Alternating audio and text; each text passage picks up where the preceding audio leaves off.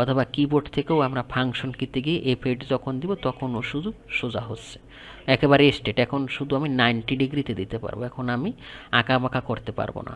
আর আমি যখনই আঁকা বাঁকা করতে যাবো আমার F8টা অফ রাখতে হবে।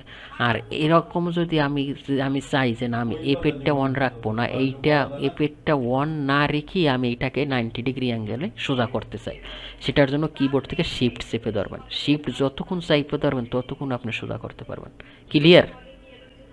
জি জি তাইলে আমার ক্লিয়ার। এটা যখনই আমি শিফট চাপছি তখনই কিন্তু আমার এই 90 ডিগ্রি অন হয়ে গেছে, দেখছেন? যখন আমি ছেড়ে দিব হ্যাঁ তখনও চলে যাচ্ছে একটু কথা আবার। বলছি। হ্যালো, বলেন। হ্যাঁ ভাই, ওই আমাদের সবার ওই ছবিগুলো দেখা যায় তো, এর জন্য মানে মূল স্ক্রিনটা ছোট দেখা যাচ্ছে, যদি ওইটা একটু মিনিমাইজ করতে।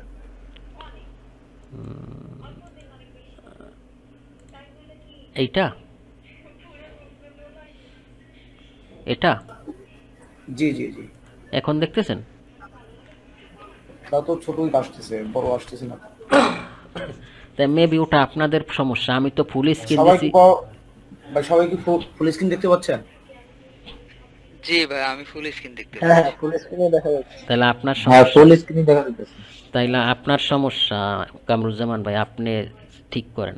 ওকে, ডান। ওকে, ট্রাই তা করছি। তা আপনারা, ও আচ্ছা, আর একটা কথা, আমার একটা ফেসবুক পেজ আছে, বুঝছেন? তা আমার ফেসবুক পেজের লিঙ্কটা আমি আপনাদের গ্রুপে দিব। আর হলো আমার একটা গ্রুপ আছে, বিএসএম ক্যাট গ্রুপ। ওই গ্রুপে আমি যে কাজগুলো দেখাবো ওইটা কিন্তু সাবমিট করতে হবে সবার, এগুলো তো আগেই বলা আছে না? জি আমি যতটুকু কাজ করব অতটুকু কাজ আপনার আমারে দেখাইতে হবে যে আপনি পারছেন, ঠিক আছে? তারপর জি এক্সট্রা করলে ওটা হইতে পারে, কিন্তু